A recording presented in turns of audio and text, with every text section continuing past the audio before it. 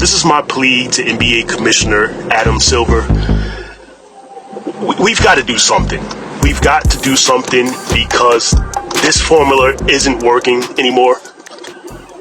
I just came across this box score with the Knicks and the Brooklyn Nets, and it appears to me it was a 54-point blowout. 120-66 as the New York Knicks were victorious.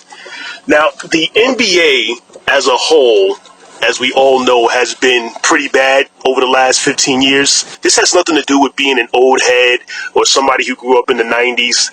This is just about having eyes. When you have eyes and you've seen decades worth of basketball, you know what's good from what's bad. And this is not good, okay? This isn't good. And I'm not one to sit up here and say that old school basketball was the best, because quite frankly, 80s basketball to me wasn't that good. Once you went outside of MJ, Magic, Bird, Isaiah and the Pistons, it was pretty much It wasn't until you started to see the great centers, Pat Ewing, Hakeem Olajuwon, and others kind of incorporate themselves into the league as Bird and Magic were phasing out. That's when you started to see things. When that late 80s, early 90s plunge started with the young stars, Gary Payton, Sean Kemp, and Larry Johnson, Alonzo Mourning. Early 90s basketball was it for me, lasting throughout the decade. But what we're seeing right now is a travesty. And I'm pleading to the NBA to please restore the feeling. I can't watch the product. I played the sport all throughout my childhood into my adult years, and now I can't bear the sight of an NBA game. And improvements can be made. It's not impossible. You know, when certain players got drafted in the mid to late 90s, bringing in that street ball element, the NBA put a kibosh on a lot of that stuff. All the little crossover moves where it was kind of like an overhand carry, David Stern wasn't having any of that. So you were allowed to cross over, but if your hand went a certain way over the basketball, that's an overhand carry. You were getting called for that. So basically my point is, certain elements were allowed to give the sport a little pizzazz. These days you can get away with everything.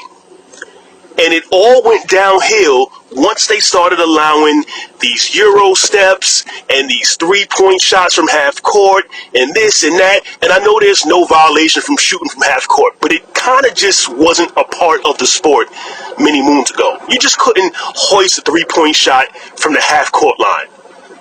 We could blame Steph Curry for that, but at least Steph Curry, I don't know, he kind of, we'll get on Steph Curry in a minute. But the NBA has to do something. And again, we've seen blowouts in basketball forever. This is not the first time a team's gotten smoked by 50 points.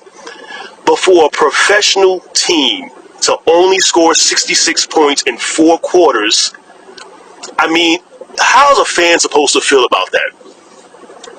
If you're a Brooklyn Nets fan, do you have any hope for your team's future? I mean, let's be honest, the Nets have been historically bad for 40 years. They had a nice little run in the early 2000s, but that was done. How do you grow up to become a a Brooklyn Nets fan? At all. The product has to change. There are so many things they're doing to try to get more eyes on the sport.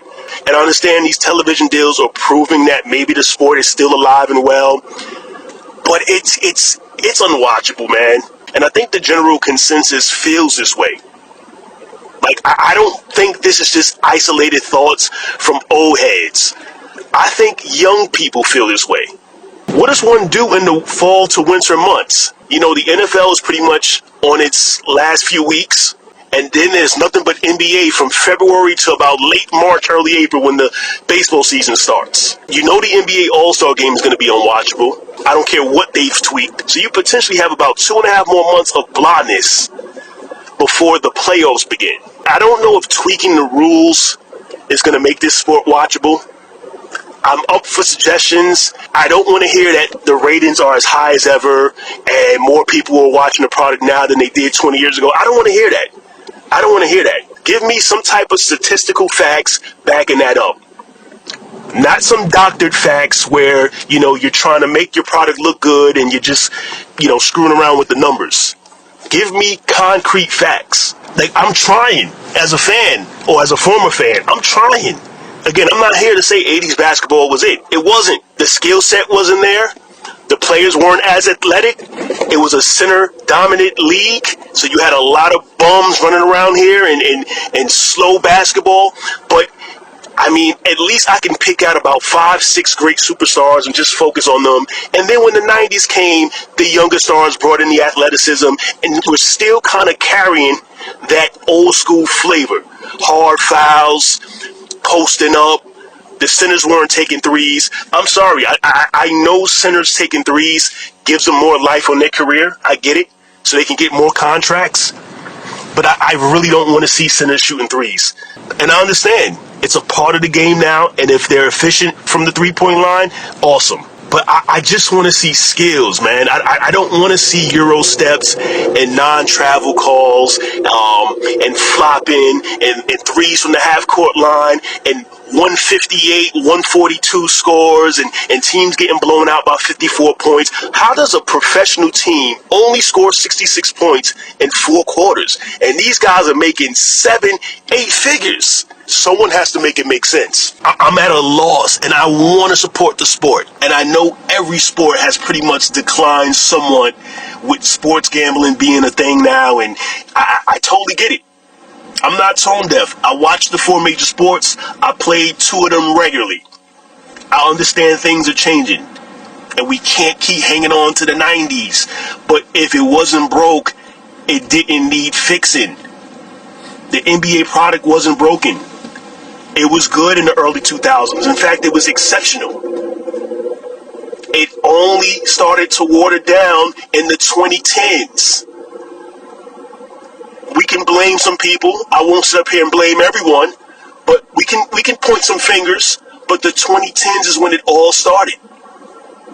Once those 2000 stars started to kind of fade away, the KGs, the Kobes, the Allen Iversons, the McGrady's, once they faded away and that new group came in with LeBron, KD and Harden and CP3, that's when the landscape of the league changed.